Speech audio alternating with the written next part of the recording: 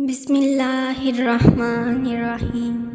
ایک روایت میں آتا ہے کہ بنی اسرائیل میں ایک بہت ہی ظالم بادشاہ گزرا ہے جو صرف اپنے شوق کی خاطر اپنی رعایا کو زبردستی خنزیر کا گوشت کھلایا کرتا تھا۔ اس بادشاہ کی سلطنت میں ایک بہت ہی نیک بزرگ بھی رہا کرتے تھے۔ ایک دفعہ شیطان نے اس ظالم بادشاہ کو کہا کہ تم عام لوگوں کو تو زبردستی خنزیر کا گوشت کھلا لیتے ہو، مگر تم نے ابھی تک اس عابد کو نہیں کھلایا۔ چنانچہ بادشاہ نے عابد کو پیش کرنے کا حکم دیا۔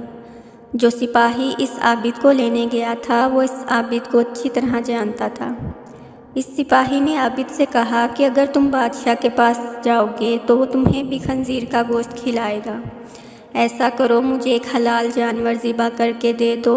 جب بادشاہ آپ کو خنزیر کا گوشت کھلانے کا حکم دے گا تو میں وہی حلال گوشت آپ کو دوں گا، آپ وہی کھا لینا، اس طرح آپ کی جان بچ جائے گی۔ چنانچہ اس بزرگ نے حلال گوشت کا ایک ٹکڑا اس سپاہی کو دے دیا۔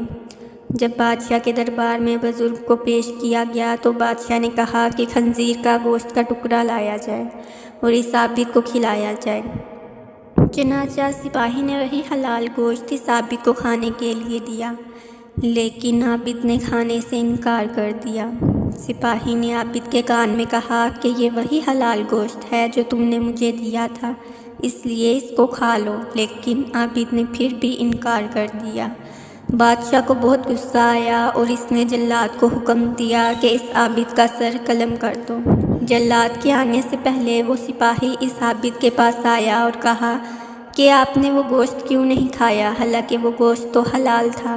عابد نے کہا کہ بات دراصل یہ ہے کہ اگر آج میں وہ گوشت کھا لیتا تو میرے بعد لوگ فتنہ میں مبتلا ہو جاتے اور کہتے کہ جب ایک عابد خنزیر کا گوشت کھا سکتا ہے تو ہم کیوں نہیں، تو اس لیے میں نے اس ڈر کی وجہ سے گوشت نہیں کھایا۔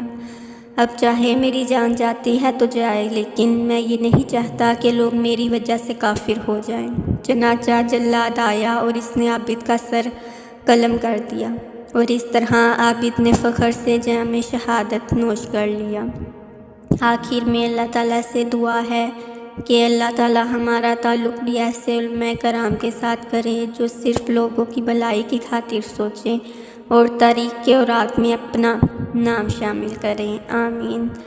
کہانی کو لائک کریں، شیئر کریں اور میرے چینل امید کو سبسکرائب کریں۔ ملتے ہیں ایک نیو کہانی کے ساتھ۔ اللہ نگہبان۔